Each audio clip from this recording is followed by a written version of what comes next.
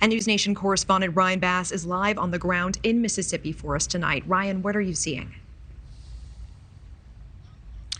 Natasha, it looks like a war zone out here. We're in Silver City right now, which is a small city in the southwest portion of the state of Mississippi here. And I just kind of want to give you an idea of what this city looks like because it is widespread damage from this tornado that came through last night. Take a look at this John Deere tractor right here next to me. And this shows you just how powerful this tornado was that ripped through this small town here, flipping this tractor on its side, completely demolishing this fence that you see here. And Natasha, again, officials haven't officially released from the NWS just how strong these tornadoes were and twisters that ripped through this area, but this damage alone shows you just how powerful this storm was. I mean, this was at one point a semi-trailer, completely ripped open and torn apart, fertilizer spilled out here close to the road here in Silver City. It just shows you, again, the magnitude of the damage that was brought to this small town because of that storm. And this is, by the way, statewide. Natasha, as you mentioned, the Emergency Management Agency here in the state of Mississippi saying that 25 people in this state alone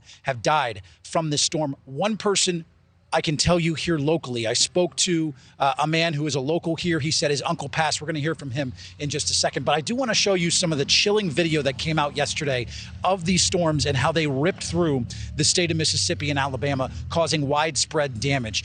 And again, NWS out of Jackson, Mississippi, confirming that a tornado touched down just before 9 p.m. last night, causing widespread damage here, not just in Silver City, but across the entire state here. Rolling Fork, both rural towns here in the southwest, Amory, also Winona in the northeast, all seeing widespread damage. As Natasha, you mentioned, those twisters about 100 miles wide.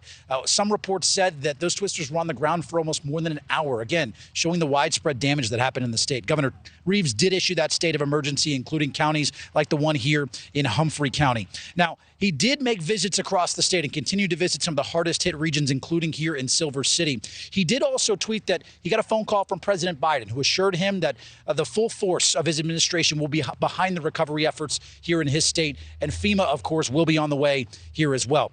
Now, I mentioned that I spoke to one of those locals here in Silver City. I got a chance to speak to Damien. He's 30 years old. He grew up here in the city. He said they never would have imagined something like this could have happened here. And he was touched personally by the storm that ripped through here. He said his uncle passed away in their home that his grandmother once lived in, protecting his wife. Take a listen. Basically, they was in the house taking cover, and a trailer house was thrown into their house, and they found my cousin basically protecting his wife in there. And I don't know if she knew at that moment that he was gone, but you know, he was protecting his wife. Devastating for Damien and his family. He did tell me, though, he believes in the strength of this community. Again, Silver City, just home to a few hundred people, but he says everybody here is like family. Now, President Biden did release a statement offering his condolences and again saying that the full force of his administration will be behind the recovery efforts here in Mississippi. He also did confirm that FEMA's director will be here in the state of Mississippi tomorrow to survey the damage and, of course, offer her support as well. And Natasha, they might not be done with severe storms here in the area as well. Officials are warning that tomorrow night there could be more severe weather coming through, a possibility again for tornadoes. Anything in a sign like this obviously is a warning to anybody who was able to make it out safely that they have to take all the precautions necessary to make sure that they stay safe. Natasha? And of course, more storms, the absolute last thing that they need. We appreciate that. Ryan Bass on the ground in Mississippi for us. Thank you.